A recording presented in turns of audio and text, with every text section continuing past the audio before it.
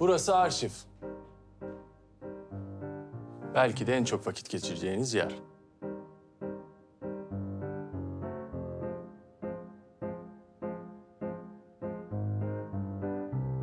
Burası dinlenme alanı. Müzik dinleyebiliyorsunuz. Televizyon var. Rahatmış yalnız. Uyursan uyur gidersin yani. Ya, öyledir. Duş alma imkanı var mı burada? Yani duş var ama kimse kullanmıyor. Genelde evimizde alıyoruz. Yani sabahlara kadar çalışırız. Avukat olacağız sonuçta biz. Doğan Yener'i temsil edeceğiz. Ona göre dikkat etmemiz lazım değil mi? Peki, arkadaşlar keyfinize bakın. Benim çıkmam lazım.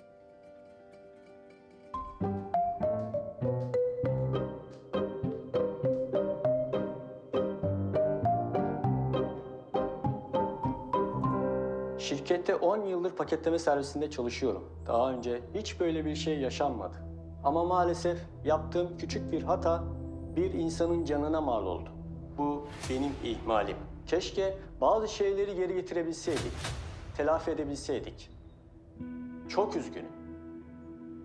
İşletmenin olayla ilgisi yok. İnisiyatif aldım, pişmanım. Neyse cezam çekmeye razıyım.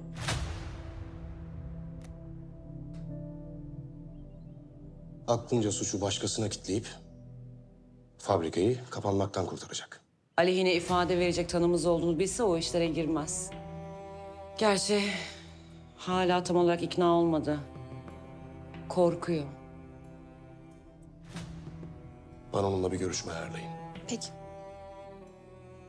Bu Tahsin Tayman'ın eski çalışanlarını da bir araştır. Belki bir şey buluruz. Ben araştırırım hemen.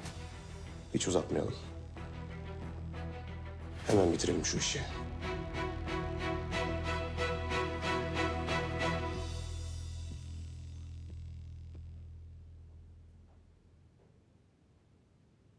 Evet. İlk göreviniz için hazır mısınız? Aldığımız bir velayet davasında epey çözümsüz durumdayız. Taraflar anlaşmalı boşanıyor. Tek anlaşmazlık Şirin'in kimde kalacağı. Şirin? Şirin, çiftin çocukları. Müvekkilimiz ki kendisi Şirin'in annesi oluyor, tek evladını yanında istiyor. Baba da vermek istemiyor. Ömür Korkmaz. Bizden ne istiyorsunuz tam olarak? Sizden Ömür Korkmaz'la ilgili elimizi güçlü yapabilecek bilgiler istiyorum. Ha. Çapkın mıdır? İçkisi kumarı var mıdır gibi şeyler. Bravo. Yarına kadar vaktiniz var. Yarın karşı tarafla bir görüşmemiz olacak. Selim Bey, annenin avukatı. Sorusu olan? Yani benim anlamadığım bir şey var. Bize normalde dava dosyasını vermeniz gerekmiyor mu? Yani burada Ömür Korkmaz'la ilgili bir iki bilgi var, o kadar. Dava ile ilgili bilgiye değil, Ömür Korkmaz'ın karanlık yönünü bilmeye ihtiyacımız var. Bunu da siz öğreneceksiniz. Adamı takip mi edelim? Güzel fikir. Adamın evi, iş yeri, her şey orada yazılı. Bir bakın bakalım. Neler bulabileceksiniz. Doğan Yener'in gözde stajyeri olmak ve burada çalışmaya devam etmek istiyorsanız toplayabildiğiniz kadar bilgi toplayın. Kolay gelsin. Sen. Çok soru soran meslektaşım. Ofisi en çok sen tanımak istedim. Arşivi de iyi tanıman açısından 2020 dosyalarını bir tasnif ediver.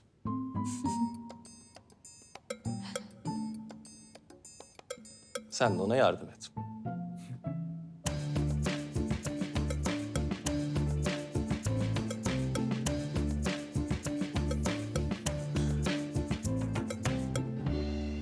Oğlum bende kafa kalmadı ya. Ya kalmaz tabii abi. Baksana şu yüzünün haline. Yine ucuz atlatmışsın ha. Mert'e de yakıyormuşsun arada. Ne yapacaksın şimdi? Planın ne? Vallahi bilmiyorum oğlum. Sabah baktım coinlere. Hepsi dipti. Kafama tüküreyim ya. Lonklamayacaktım oğlum hiç. Tek çare evi ipoteklemek. İpotek mi? Kredi veriyorlar mı sana?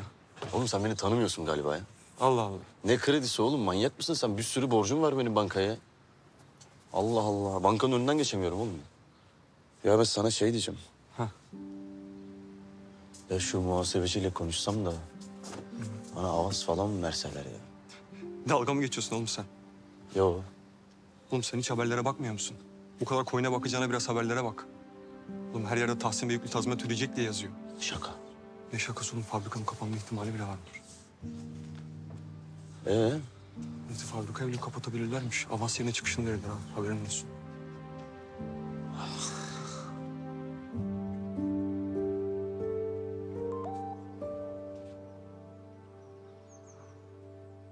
Of Banu.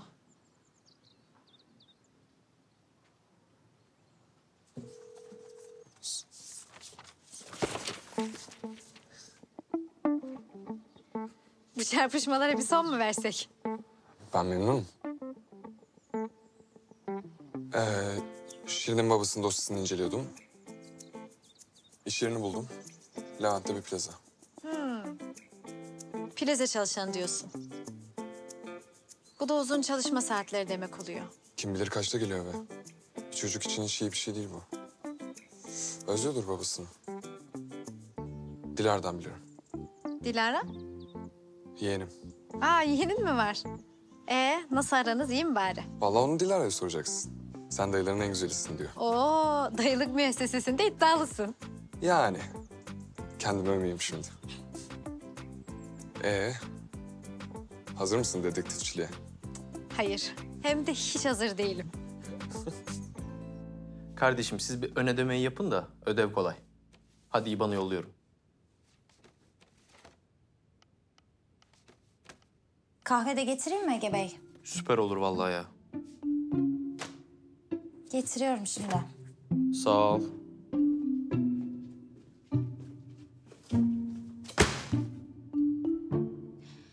Fırat Bey bu işi ikimize verdi, hatırlatırım. Sevgilinle sonra mesajlaşırsın. Sevgilimle mesajlaşmıyorum. Ek iş yapıyorum.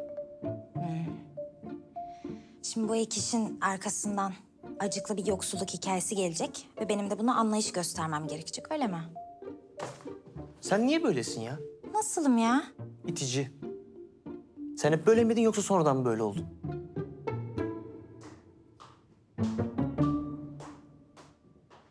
Öğle yemeğinden sonra gideriz o zaman. Ne dersin? Olur, bana uyar. Nereye? Ömür Korkmaz'ı takibe. Tamam süper hadi gidelim. 4 kişi çok kalabalık olmaz mıyız? Dikkat çekeriz hem. Bence 2 ekibe ayrılalım daha iyi olur. Ne dersiniz? Ha anladım. Siz ikiniz ekip olup bizi yenmek istiyorsunuz. Ay yok canım, ne alakası var? İş bölümü yapalım. Tamam da beni bu buzlar kraliçesiyle yalnız mı bırakacaksınız? İnan bana, ben de meraklı değilim sana. Anlaştık o zaman. Biz Ömür Korkmaz'ı takip ediyoruz. Siz de onu tanıyanlardan bilgi alıyorsunuz ha. Anlaştık mı Hala Hanım? Ya ne yapıyoruz biz burada? Saçma sapan.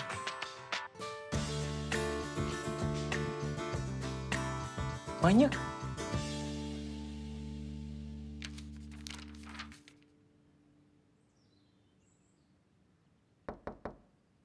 Girin. Doğan Bey, Hale.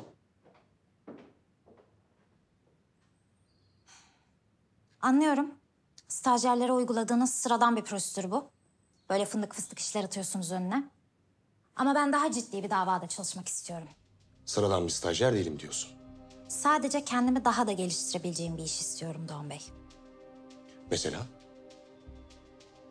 Mesela TT Holding davası. Üvey babanın şirketi. Açıkçası bu davadan uzak durmak isteyeceğini düşünmüştüm. Aile bağlarınız açısından. Açıkçası bir profesyonel gerektiğinde aile bağlarını kenara atabilmeli. Heyecanını anlıyorum Hale. Ama olmaz. Etik değil. Ama Doğan Bey, Doğan Bey, TT Holding davasındaki tanığınız. Eşref Güner'le görüşmek istemiştiniz. Randevu ayarlayayım mı?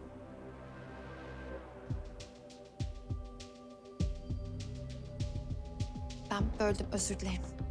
2 dakika sonra konuşalım Irmak. Tamam Doğan Bey.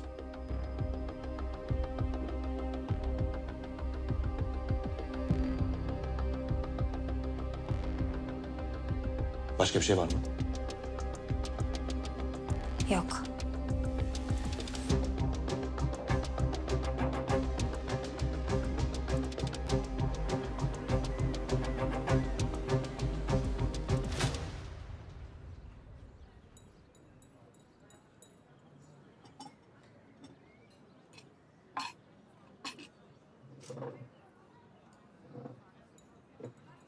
Ne oldu? Canın sıkkın gibi. Kardeşime ulaşamıyorum da aklım ona takıldı. Bir sorun mu var aramızda? Tartıştık. Şimdi de telefonu kapalı. Biliyor tabii merak edeceğimi. Aklınca intikam alıyor işte.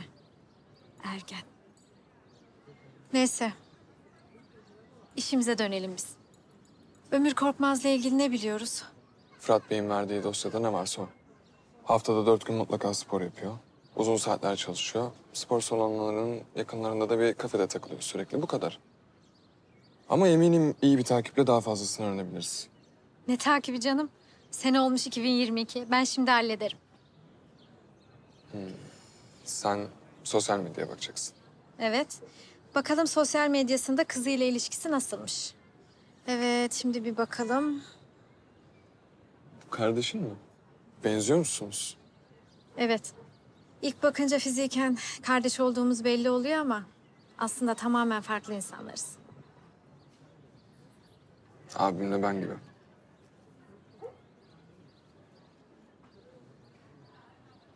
Bu galiba. Fırat Bey'in verdiği dosyadaki fotoğrafa çok benziyor. Evet, adamımız bu. Ama profili kilitli. Ne yazık ki buradan da bir şey öğrenemeyeceğiz. Bu kadar kolay pes etmeyelim bence. Ve takip isteğini gönderelim. Yes, gitti. Ben olsam kabul etmezdim. Baksana adam herkesi kabul edecek olsaydı hesabını gizli tutmazdı. Herkes derken beni kabul edecek.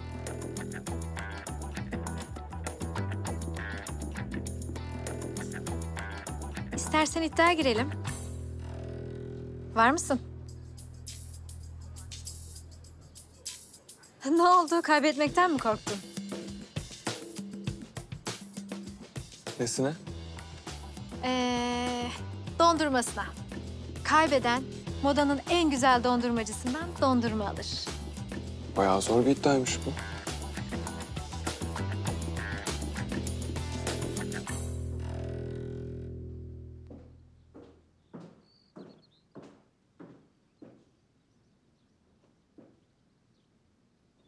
Fırat, nerede bizim stajyerler?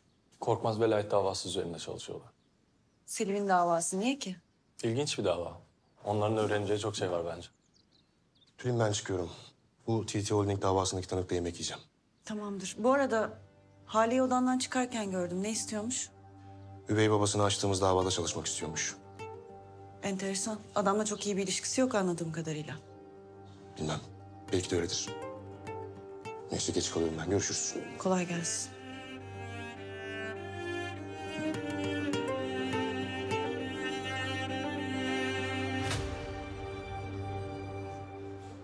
Ben karamel macchiato istiyorum. Sen? Ben su alayım. Teşekkürler. Ben ısmarlıyorum. Başka bir şey içebilirsin. Sağ ol ya. Ama ben su içmek istiyorum. Sen bilirsin. Bu adamın buraya geldiğinden emin miyiz? Fırat Bey'in notlarına göre spordan sonra her gün burada yiyormuş yemeğini. İyi terledik ha. Aynen. Ne yiyoruz şimdi? Vallahi önce soğuk bir şeyler içelim bence. Belki de Ömür Korkmaz kötü bir insan değildir. Tam lafın üstüne geldiğine göre. Çok uzağa oturdular ya. Buradan hiçbir şey duymayız ki. Gelsene ben. Evet, bence de öyle. Güzel, güzel. Burada sipariş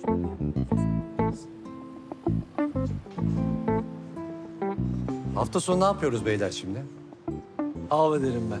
Bildiğim bir butik otel var. Oraya ayarlarız. İyi, güzel. Şirin'i de getirecek misin? Yok bu oğlum ya. Ayak bağı olur bize.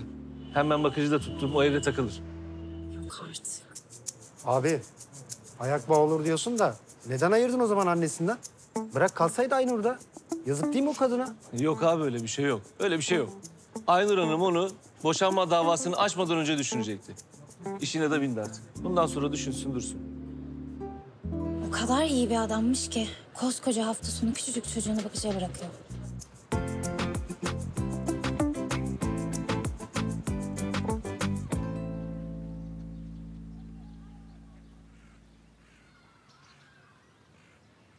Bedava dondurmanın tadı da başka oluyormuş be Bahar.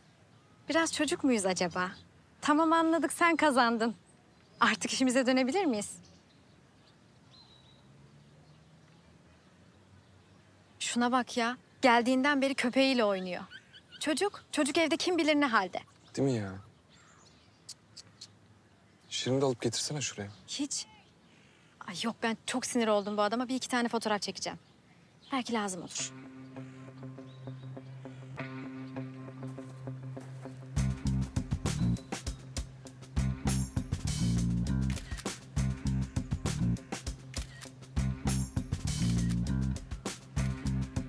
Kalk selfie çekeceğiz, kalk.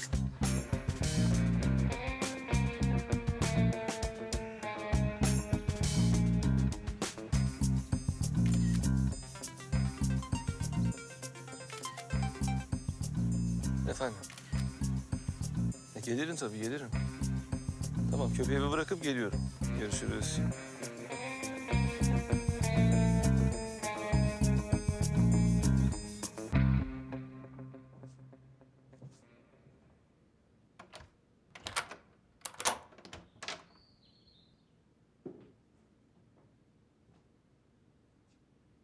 Selam. Selam. Nasıl gidiyor? Alıştınız mı buraya? Alıştım. Arkadaşları pek bilmem ama ben kolay uyum sağlarım. Güzel. Biliyorsun uyum sağlamak zeka göstergesidir. Sağ ol ya. Bence de. Umarım Yenertan Hukuk Bürosu benim üstün zekamdan yararlanabilir. Evet. İyi akşamlar. İyi akşamlar.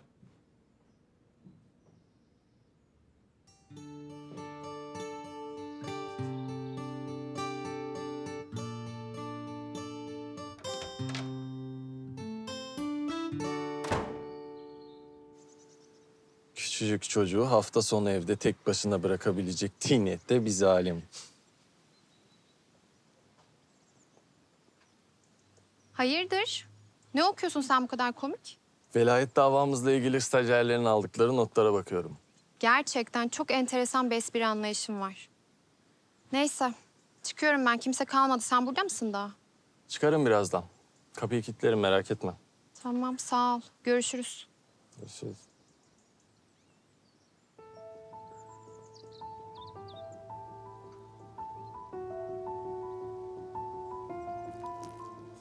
Ben senin... Ah, kahretsin ya.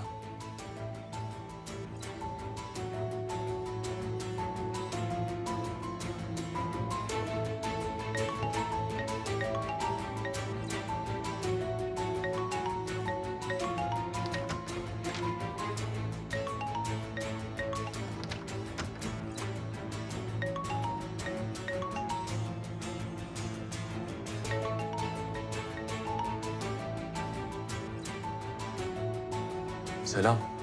Ulaşamadım size. Eşref Güner diye bir isme ulaşılmış. Önemliymiş, onun için aramıştım. Elbette. Keşke daha önce size ulaşabilseydim. Ama hala geç sayılmaz. Siz de sağ olun Çetin Bey. Görüşmek üzere.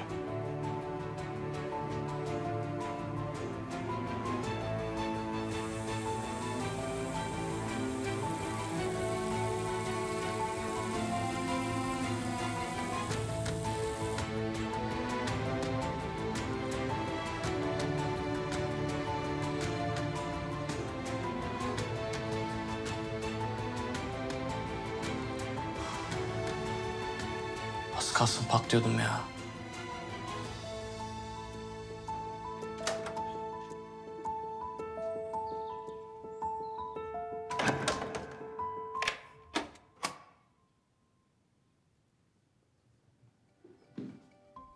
Kardeşim eviniz barkınız yok mu sizin ya?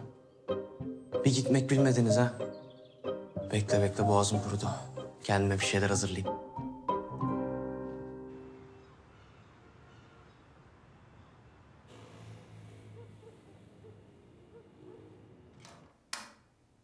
Ceyhun oğlum sen misin? Benim annem.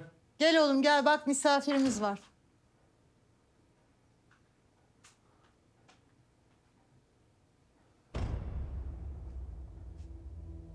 Salih abi. Hoş geldin Ceyhun. Bir uğrayayım dedim sana.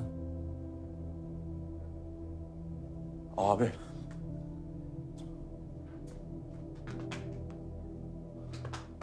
Abi hoş geldin. Hoş bulduk. Epey zaman oldu görüşmeyeli. Tabii abi ya. Bayağı şeyden beri biz... Neyden? Fabrikadan abi. Fabrikadan beri görüşmeyip emekli olduktan sonra bayağı unuttun abi, aşk olsun ya. İşte ben de onu fark ettim. Dedim Ceyhun beni çok özlemiştir. Bir gideyim kendimi göstereyim. Allah Allah senden razı olsun abi. Ya annem bana bir çay koyuverdi, ellerinden bir çay içeyim. Senin yanağına ne oldu? Yok yok, böyle önemli bir şeyim yoktu, ben anlatırım ben sana sonra. Sen hadi bana bir çay koyuver be annem. Dilara. Acıkmadın mı anneciğim sen? Acıktım. Hadi gel o zaman sana bir çorbanı içireyim ben koş. Abi kurbanın olayım, böyle şey olur mu abi? Niye eve giriyorsun ya?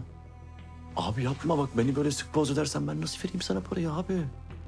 Ya Salih abi ya, yapma kurbanın olayım. Vallahi billahi vereceğim diyorum abi. Abi lütfen git. Bak kurbanın olayım. Vallahi billahi vereceğim diyorum. Yapma ama böyle. Salih abi. Bayağı güzel günlerdi be abi. Al oğlum. Soğuduysa sizin... Yok yok. Salih abi zaten gidecekmiş. Değil mi abi? Ulaşamamış bana, telefonumu değiştirdiğim için de acelesi de varmış aslında. Doğru. Benim de işim vardı. Size iyi günler Nermin Hanım. Tanıştığımıza memnun oldum. Ben oradayım Salih abi annem.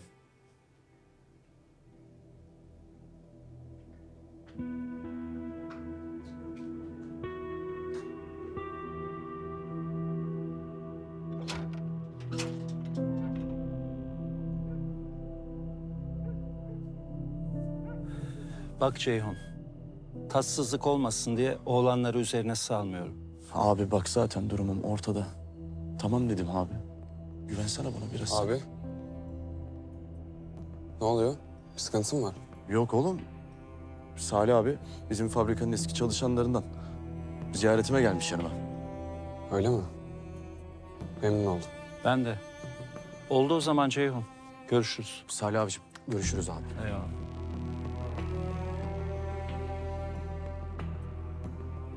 Abi kim bu adam? Hı? Kim bu adam? Söyledim ya oğlum işte. Fabrikadan arkadaş. Hı. Bana öyle pek eski bir arkadaş gibi gelmedi de. Bir mesele mi var aranızda? Nasıl yani? Ne oluyor? Avukatlık sezgilerini mi çözmeye çalışıyorsun? Böyle mi oluyor yani bu işler? Abi. Yaps. Bana öyle gelmedi diyor.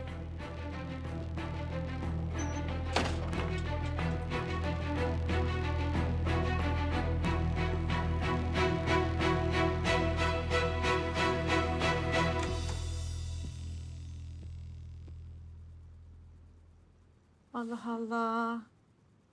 Bu saatte gelmiş olurdu ama. Abla ben babamla birlikte yaşamak istiyorum. Bu evde ya da başka bir yerde fark etmez. Kusura bakma. Kusura bakma. Bu adam da gitmiş. Allah kahretsin. Ne yapacağım ben şimdi? Nereden bulacağım bunları?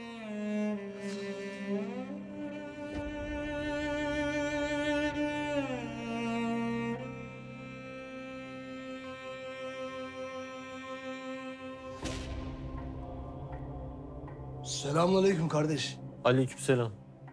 Ya kusura bakma da benim kontör bitti biliyor musun? Sizin telefonu kullanabilir miyim? Buyurun. Eyvallah.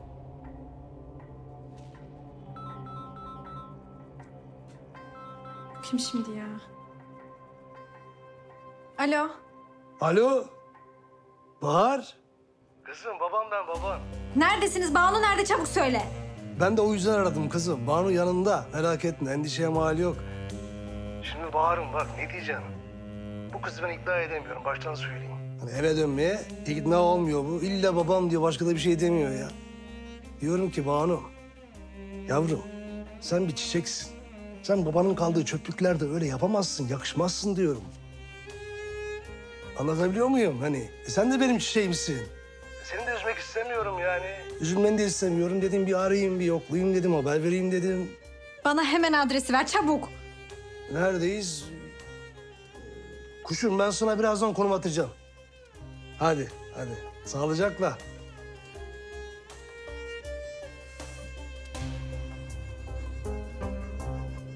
Ya kardeş, senin cep telefonundan bir konum atabiliyor muyuz? Şu numaraya. Ha. Ha. Harika bir haber bu Çetin ya. Artık top sende. Ne yap et, durumu bizim lehimize çevir.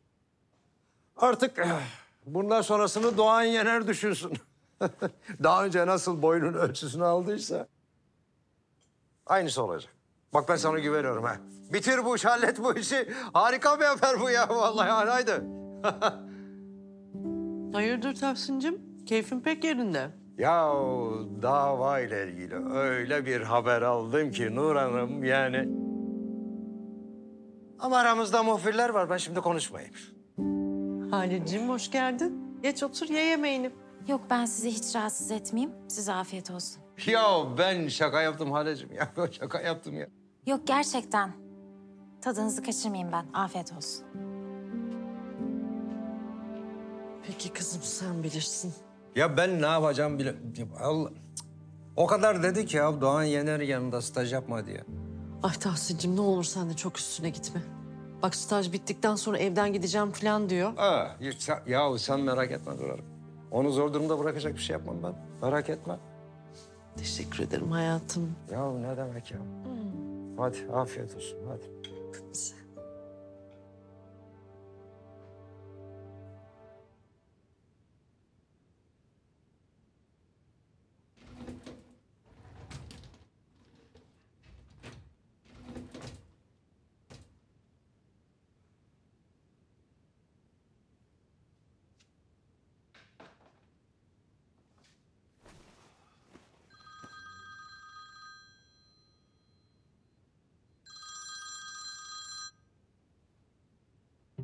Alo, annem.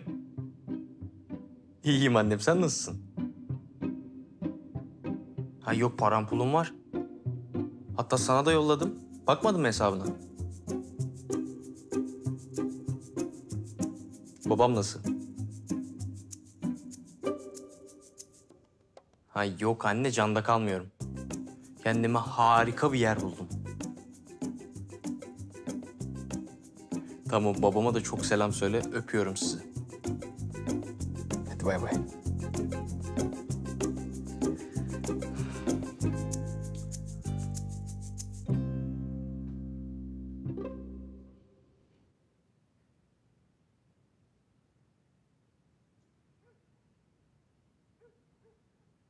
Şarkı söyleyelim mi birlikte? Neden annem beni evdeyken aramıyor ki? Hep okuldayken arıyor. Bir daha da okula gitmeyeceğim ben. Olur mu öyle şey? Hı? Hem sen gitmezsen arkadaşların üzülür. Ben de üzülüyorum. Annemin yüzünü bile unuttum.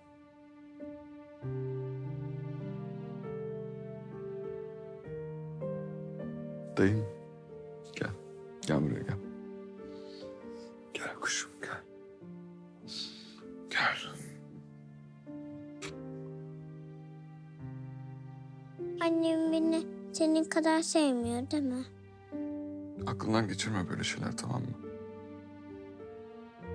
O senin için çalışıyor. Sana güzel bir gelecek hazırlamak istiyor. Güzel okullarda oku istiyor. Daha çok oyuncağın olsun diye çalışıyor işte. Ben okulumu seviyorum, oyuncaklarımı da seviyorum. Annem gelsin dayı. Gelecek. Gelecek. Merak etme.